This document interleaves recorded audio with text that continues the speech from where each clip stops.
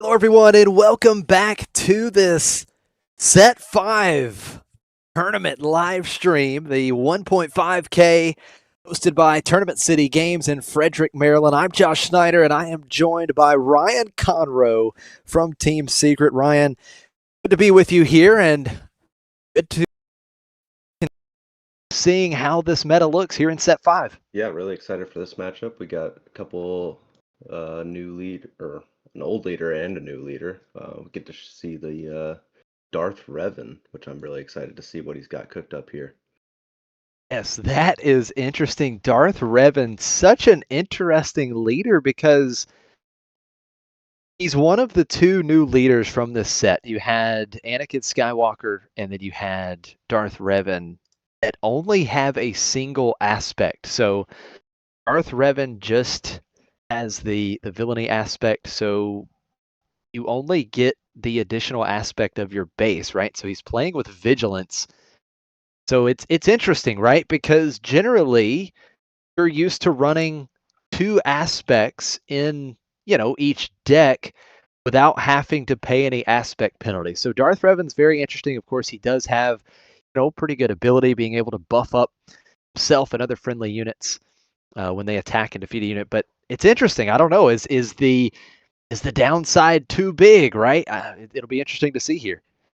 Yeah, I think the coolest card that this Darth Revan deck got is Darth Malik. Like, it's just such a cool card that they got, and it's basically like another ready unit on your flip turn. And so, like, I think being able to abuse that card will be a huge factor in this matchup. Yeah, no doubt about it. Of course, Darth Malik, the new 5-cost Sith unit. He's a 4/7 with Overwhelm, and when played, if you control a Sith leader, you may ready this unit. So yeah, it can have some real value with Darth Revan, considering Revan is a Sith, and against a deck that I thought had a little bit more potential going into the jump to light speed meta, the Emperor Palpatine Colossus, right, with that 5 extra HP.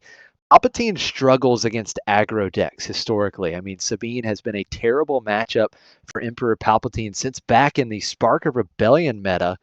And the 5 extra HP, I thought that would really play a role, and we would see that deck more. We didn't see it too much, but let's see how it goes here in Set 5 meta. Good old classic Emperor Palpatine.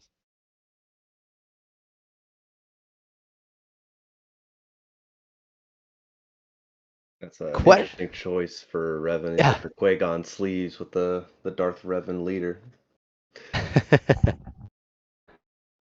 So here we go. Darth Revan Vigilance with the new Force base. The common Force base Shadowed Undercity versus Emperor Palpatine Colossus. Ian Smith versus Jon Shimer. Jon will start with the initiative, and he is going to play Kylo Ren to start things out. The new 2-cost, 2/3 in the ground arena, and Ian is just going to claim the initiative here on the first turn.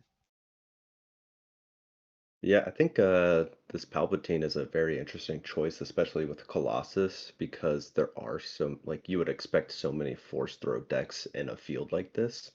So I wonder what his plan is for these Force throw matchups when he does run into them. That is an excellent point. With Colossus, you get the extra 5 HP. You have a 35 HP base, but you do start with one less card. Your opening hand is only 5 cards instead of 6 cards. So you're definitely starting behind curve a little bit there in terms of card advantage. And yeah, as you mentioned, Force Throw being maybe the best card in the meta, or at least predicted to be one of the best cards here in Set 5 meta, and that certainly plays a role when you have less cards in hand already. We see Super Laser Technician and General Grievous coming out, and we're going to see that Emperor Palpatine action ability used, dealing 1 damage to the Technician. And Ian is going to get the extra resource here early, going up to 5 resources, getting an extra card. And Jon is going to put some more pressure on here as he plays the first space unit of game 1. Yeah, I'm not really sure. That's one of the new Legend of the Force ships. I can't remember the name off the top of my head. I believe that is the Scimitar. Scimitar, yeah. 4/3/4. While it's damaged, it gets +3. So if you get a damage on it, swings for 6 in space. Now, we're going to see another Technician coming out for Ian. So this is something that's important for these Palpatine decks, right? They need to ramp. Get the ability to deploy Palpatine early, and we are seeing that right away. Technician back out, Palpatine action ability defeating that Technician. Ian's going to get another resource with that when defeated ability, drawing another card. We're going to see some damage being dealt here, though. Grievous and Scimitar getting in. I guess the one less card doesn't really matter too much if you draw 3 ramp spells. There you go with a resupply. Look at this. Emperor Palpatine coming out super early. The damaged Scimitar being taken control of by Ian. But look at this. Power of the dark side on Jon's side. And the Scimitar will be defeated. So Ian left with just the Palpatine leader unit in play. But he will attack and defeat Grievous. A good response for Jon there. And now after Revan is deployed, we are upgrading Revan. Yeah, I couldn't really tell what that upgrade was, but it was a 1 cost.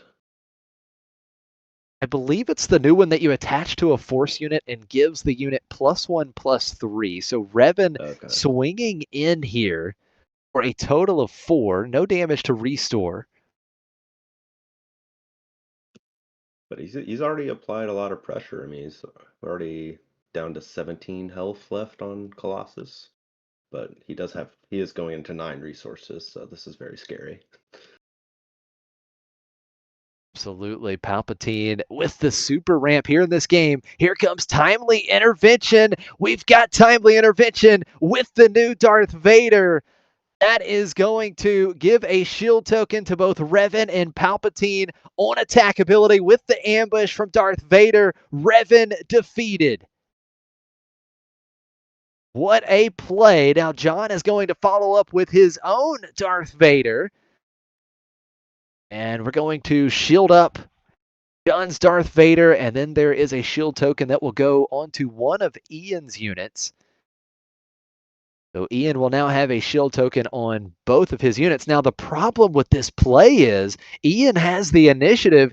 With him having the new Darth Vader in play, he could just attack immediately and defeat Jon's Darth Vader. Yeah, so that's definitely a problem because you basically just didn't have a 6 resource turn if you're the Revan side. And now you're staring at 2 beefy shielded units that your opponent has, and he has 10 resources. So it's a very, very scary spot to be in. Yes, And it is, and it looks like that is going to do it. Yeah, Jon just scooping it up. Doesn't look like he's got a way around this particular board state. And Ian with Palpatine Colossus taking game 1. that might be a record time Palpatine's ever finished a game. I think that is an excellent point. That may very well be a record time, just about 7 minutes. Ian taking game one over Jon with this very interesting Darth Revan blue deck. It's definitely a spot you don't want to be in, right? If your opponent has Darth Vader, the new Darth Vader, Twilight of the Apprentice, it feels bad when you play your own and it gets a shield token, right? I mean, it's just, that's never the follow-up you want. Yeah. And it may have been his only play there.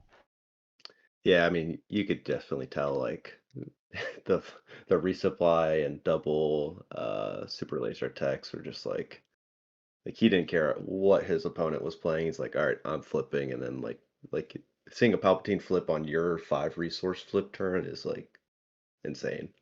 So I don't know if there's much you can do there, to be honest. Yeah, no, I totally agree with you. That is very tough. It's so important. We talked about it a little bit earlier in game one. Ramp is crucial for all of these Emperor Palpatine decks, and Ian finding 3 ways to ramp, 2 Super Laser Technician, 1 resupply, and you were just so far ahead, 3 resources ahead of Jon in that game, as you mentioned, when Revan is deploying. So we'll see if Ian is able to have the same kind of draw here in game two. Can find some of that early ramp because, Jon was able to put on some good early pressure, but Palpatine deployed, and then everything just really turned around. Yeah, I'm curious what he kind of has a plan for these like control style decks because you'd think with Revan you're probably more creature based or unit based, and you're very limited within your card pool already. So I wonder what that sideboard looks like with only one aspect of being vigilance. So I'm wondering what he has planned for this. Is a great point for sure. And another thing that Ian did really well in game one, he kept his, there wasn't units in play Jon to be able to take advantage of the Revan ability, right? Revan, when a friendly unit attacks and defeats a unit, you can exhaust Revan, give an experience token to that unit. And we see Ian, he was just playing those technicians and then defeating the technician with Palpatine's ability. So, Jon was never able to really take advantage of Revan's ability to create more pressure with more stats on the board. Now, here in game two, Jon with the initiative, he's going to start with Karis. And now we've got the new 2-cost 2/2 coming in for Ian, the Night Sister Warrior. As the Great Wind Defeated ability, it's going to replace itself, right? It gets to draw a card. And here we go. Jon with the initiative. He will attack and defeat the warrior right away using the Revan action ability. Excuse me, the Revan triggered ability to give an experience token to his unit here. And look at this. We're going to see Axe Woves coming in, shielded. It gets +1/+1 for each upgrade on it. So that's a 3/3 shielded right now in the ground arena. Pretty good start for Jon, but we do see Ian with that early ramp with resupply. So starting to ramp early. We'll see if he can find some more and get to Palpatine quicker. Yeah, and like you already mentioned, like Revan was already able to use his ability once this game, which I don't think he was able to do at all last game. So it's already like probably feels a little bit better. He got an early trade off. He's got a good board right now. His opponent just played a resupply, didn't play super laser tech, so he doesn't get to deal 1 damage and draw a card off of it. So I feel like he's probably feeling a little bit better about this game so far. Absolutely. Yeah, he's got Karis plus Axe over there, 6 total power now, but here comes, speaking of power, power of the dark side for Ian. Karis will be defeated. So that leaves Jon with the Axe Woves in the ground arena. And he will go ahead and get in for 3. Now we're going to see, look at this, Admiral Piet coming out for Ian. So that is going to potentially come into play as we move forward. Oh, but quick response. Shatterpoint coming in and defeating Admiral Piet.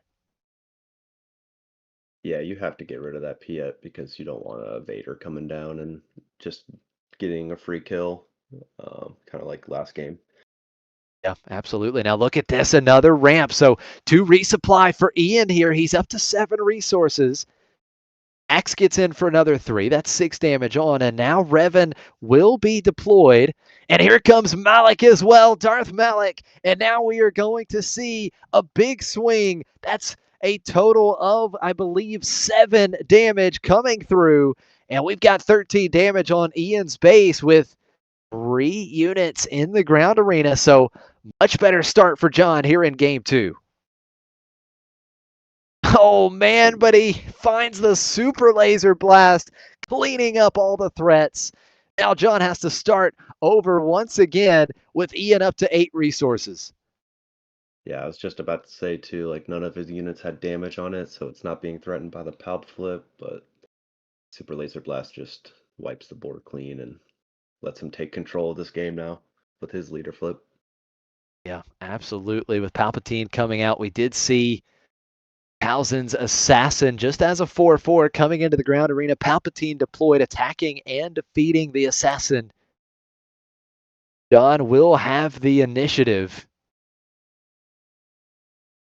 Now having to start all over again. We're going to see Chirrut coming out. And now another big play for Ian. Maul's going to ambush Chirrut. And Jon doesn't currently have the force. So Maul's going to come in and deal, I believe, the total 7. Or did he use the force? I think he had it to the side there. So he did have the force. Maybe he did use it, and he will save the overwhelm damage. So Maul just hits for a total of 5. Chirrut's ability, when Chirrut is attacked, you can use the force to give the attacker -2 power. Yeah, Chirrut's a great card in this new set. Like you have to attack with one swing of 7 damage right away in order to get him off of the board, or else he's just gonna force 2 blocks, but obviously with a Maul it's hard to stop him. You're just saving the overwhelm damage at that point. So starting out, first action for Jon, no glory, only results, taking control and defeating Maul.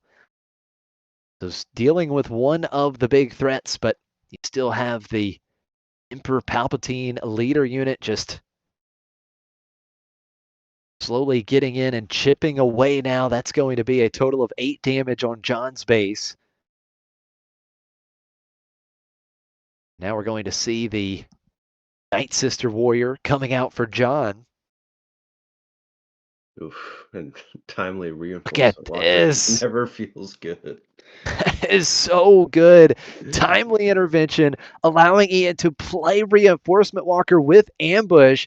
So he is going to, I believe, draw 1 card, and he discards the Super Laser Blast to heal 3 from his base. So he gets 2 triggers there from Reinforcement Walker, the when played and on attack. You get to look at the top card. You can either draw it or discard it to heal 3. But man, this is tough after such a great start for Jon. After that Super Laser Blast, Palpatine being deployed, Ian has once again taken over here in the late stages of Game 2. Okay, he's brought in his own Super Laser Blast. That's a good play. So Yeah, there we go. So now Jon forcing Ian to reset the board, and Ian will do it with Reinforcement Walker, another big threat. Back-to-back turns with Reinforcement Walker, drawing another card. So at this point, Ian has massive card advantage. He throws another unit out. It's another Night Sister.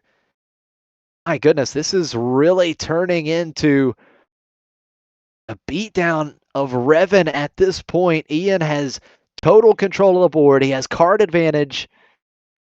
What can Jon do to try and fight back and find a way to force a game 3? He'll start with the initiative here on this turn. and Night Sister Warrior is such a cool card in this Palp deck because if you attack and then sacrifice her with the Palp effect, you draw 2 cards. So it's kind of like you're a mini jump to late speed Thrawn deck just by using that when defeated twice, basically, which is really cool. Yeah, no, that is a really good point. Now we're going to see Scimitar coming out for Jon. The Reinforcement Walker getting in for 6. So that is 14 damage on Jon's base now. And now it looks like another Shatter Point, defeating the Night Sister Warrior. Power of the Dark Side to once again clean Jon's board up. Jon can't get anything to stick. Really, ever since the deploy turn, when he deployed Revan, he has not been able to get anything to stick. We see Super Laser Technician coming out for Ian.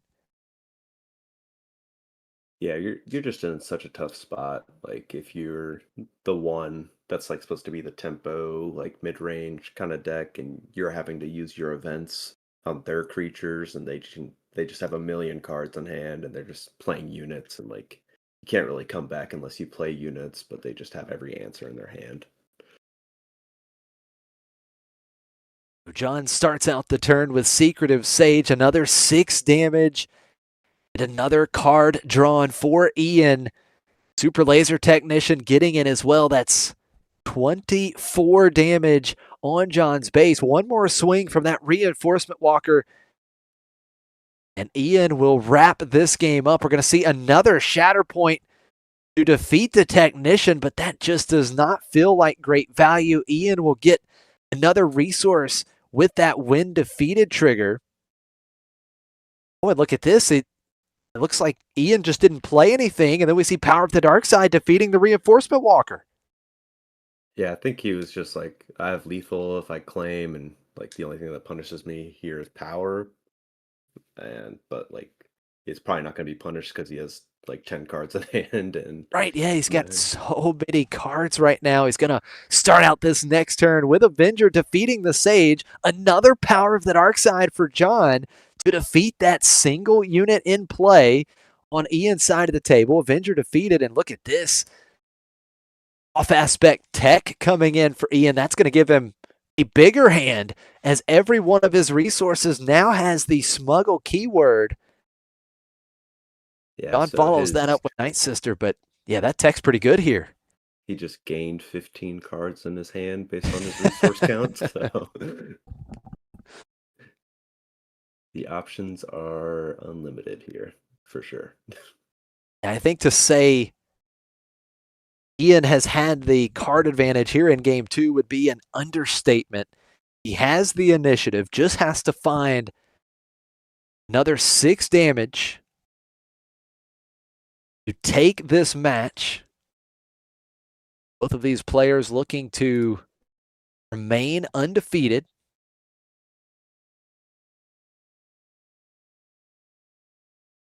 And it looks like Anakin's going to come in and defeat the Night Sister Warrior, but then Super Laser Blast once again cleaning up Ian's board. This is the second Super Laser Blast we've seen from Jon.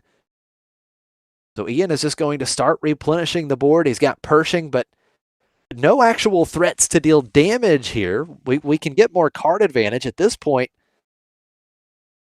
Ian has so many resources and cards in hand, I can't count them. Yeah, Jon's running low on removal too, right? Like we've seen 2 Shatter Points, 2 Super Laser Blasts, 2 Powers. So eventually he's got to start playing some units if he does want to catch back up in this game. That's a great point. Jon playing Grievous in the ground arena. Pershing going to get more cards for Ian, drawing an extra card with that action ability.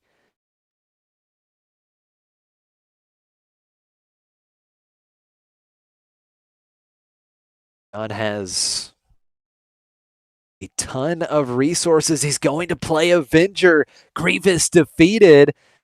Jon, once again, he does have some removal right away for the big space threat in Avenger. Fell the Dragon, defeating the Avenger. And Ian will then play Darth Vader, shielding up the Dr. Pershing. Now as we move on to the next turn, including Vader, Ian is 1 damage shy from dealing fatal here. Yeah, I'm sure he has at least 1 Maul in hand to potentially like overwhelm maybe that extra damage. Oh, we see Jon playing Chirrut to try and stop Vader and then take down defeating Chirrut. Once again, cleaning up Jon's board. Now we see Power of the Dark Side, but Ian, no brainer here. He defeats Yeah. Pershing. There's the handshake. And Ian Smith with Emperor Palpatine Colossus taking it 2-0. Wow, just over 20 minutes. Palpatine Colossus with the 2-0 win here in round 2. Yeah, that was a great showing by Emperor Palpatine. Like came in, did what he wanted to do, right? Like ramp, and then just use his flip to like turn the game around. And then he obviously has a resource advantage over his opponent, and he just used that to his advantage the whole game. Absolutely. Being able to ramp multiple times once again was so important. He had, I believe, 2 resupplies to get him to Palpatine early. And then, it was that 8 resource turn for Ian after he had double ramped, where he was able to play Super Laser Blast, clean up Jon's very threatening ground arena, deploy Palpatine, and then from that point on, Ian was really in complete control of that game. He never looked back, never let up on the pressure, and was able to take it 2-0. Now, we did a giveaway at the end of the first round. We are going to do another giveaway, but we do want to announce something. So we've got 2 more giveaways that are going to happen today, guaranteed. But we've got a couple stretch goal giveaways here. I believe at the start of this stream, the Team Secret SWU YouTube channel, their subscriber count was right around 550.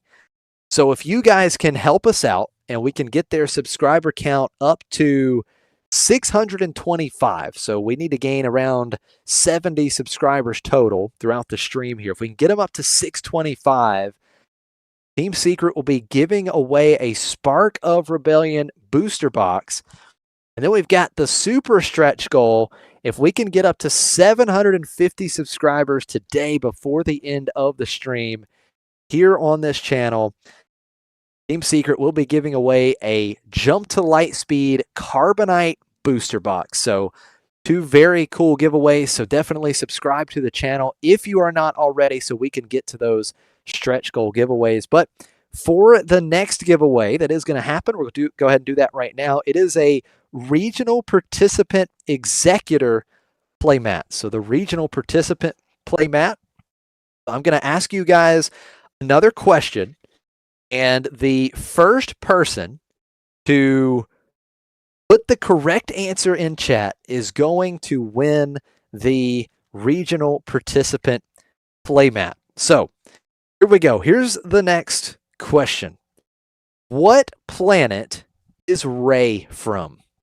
What planet is Rey from? First person to put the correct answer in chat will win the playmat as we do our second giveaway of the day. Big thank you to Team Secret for putting on the live stream and providing these giveaways. And thank you to Tournament City Games for hosting this great event. And there we go. Right away, the Gandork with Jakku. That is the correct answer. Gandork, our winner of the second giveaway. So big congrats to Gandork. Thank you to everyone that's tuning in, but congrats to Gandork on winning the second giveaway. Gandork, if you are not already, just make sure you are a member of the Team Secret Discord server. You can find the link to their Discord in the description of this live stream, and you will reach out to Secret Sunny on their Discord server, and he will be able to hook you up with all that information to get you the participant playmat. So again, congratulations to Gandork. And again, thank you to everyone that's tuning in so far. We've had a couple very interesting matches with some very different decks. We've seen 4 different decks, 3 different decks utilizing the new common force bases. But Ryan, it's been a lot of fun so far. Yeah, I mean, we've kind of seen the power of the Force in that round 1, but then we saw a classic Spark of Rebellion leader just dominate the Force user this round. So it's definitely a tale of 2 stories right now so far for the Force bases. Yeah, absolutely. Well, Revan is certainly a very interesting leader. It was super cool to see Jon bring such a spicy leader to this tournament. And we certainly hope all the best for Jon throughout the rest of the tournament. But Ian moving on to 2-0 as he will continue to push forward and try to make the top 8 with Palpatine Colossus. Now, before we go to another break, I think we've got about 27 minutes left in this round 2. Ryan, were you able to get the leader breakdowns? Do we know like the most 3 represented leaders or decks in the field today? Yeah, so we have about a rough estimate. There was a couple late additions, so it might be a little bit different after the tournament started. But just a few minutes before the tournament, we got a breakdown of 6 Shadows of the Galaxy Han Solos. That's the number 1 represented deck. And then number 2 is 4 Kylo Legends of the Force. And then the third spot was Mother Talzin at 3 Very represented. interesting.